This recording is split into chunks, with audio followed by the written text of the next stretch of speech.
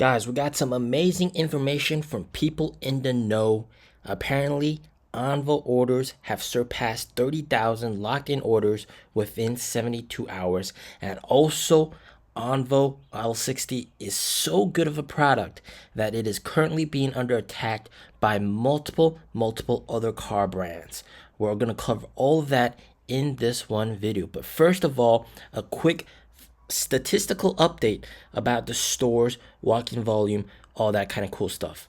So for the number of stores that they have, the average number of locked-in orders per store is around 160 to 180.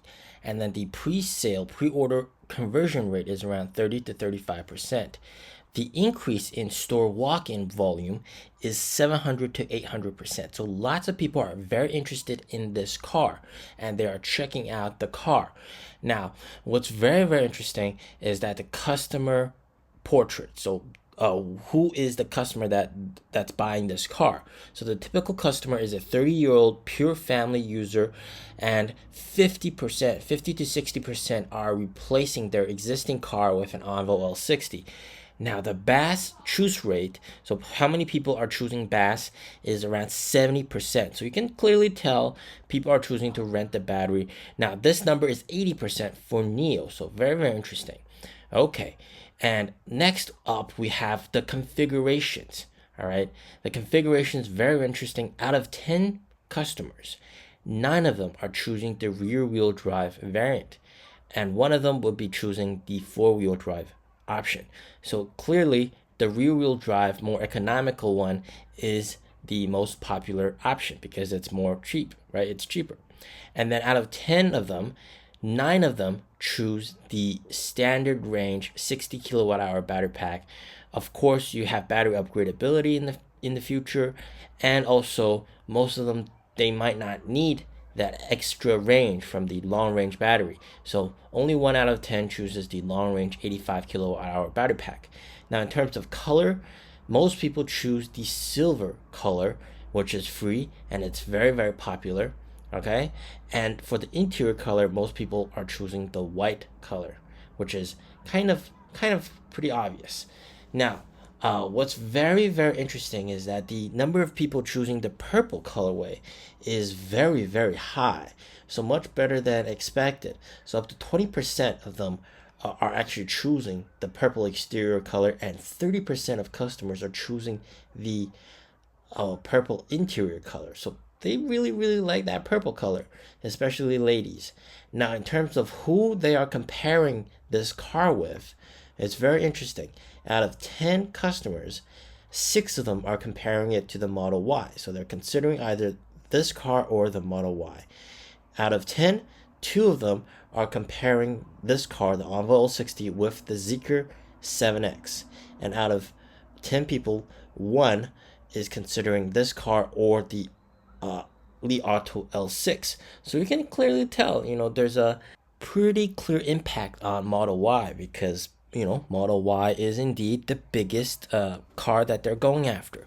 And what's very interesting is after the successful launch of the Envo L60 and how great this product is, there has been numerous attacks from competitors and also content creators that are paid by competitors as well. And such attacks address several things, which are very important to know. First of all, the competitors are attacking the charging speed of this car. Some content creators and also press members have tested this car versus the Xpeng G6 and the Model Y at a 400 volt charger, or a much slower charger. And the result was that the Xpeng G6 charges faster, and then the Model Y, which charges faster than Onvo L60. But of course, this is a 400 volt charger, right? What you need is a 900 volt charger. So they did not test it on that. And of course, charging speed is also highly dependent on the charger and whether or not there's electric outflow to the surrounding cars. So, they've been making this very public, saying that, Onvo, even though it's 900 volt, charges slower than the Model Y, and those are the guys, which is complete bullshit. And I have a clip of Onvo execs explaining this situation in a bit. And the second thing that people are attacking, which is also quite bullshit, is the BAS policy. Now, of course, the Envo L60 with BAS, renting the battery, you can get the car for 100k RMB cheaper than the Model Y. But the competitors are making the statement that, at the end of several years, if you're trying to sell this car, you have to buy back the battery and then you have to sell it. And then it's going to be a huge expense. You're going to be spending more money than you were if you ever chose this policy.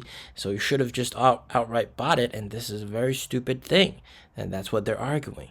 And of course, that is also untrue. So I got here 2 clips to explain the situation.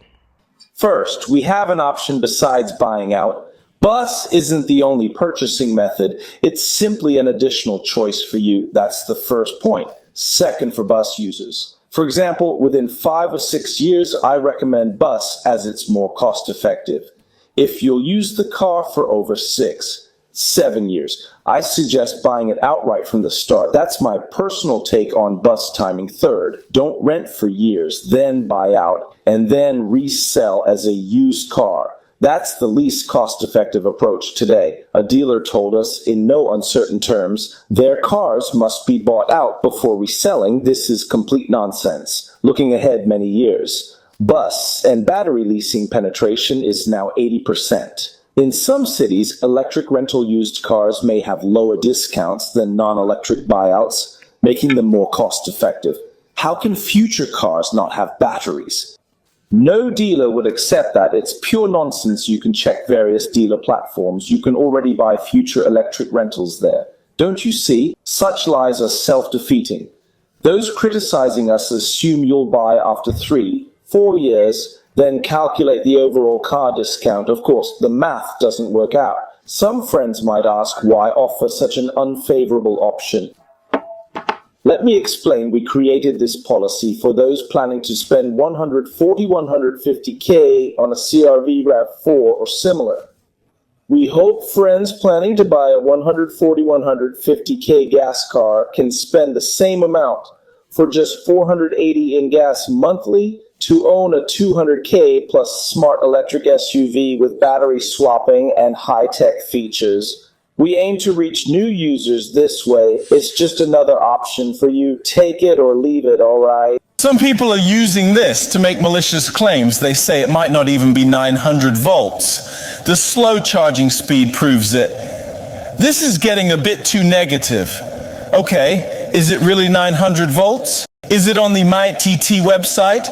Is it in MIT's announcements? If it's not 900V, why such a large space? How can it have such a refined interior? Is it now the world's most energy efficient?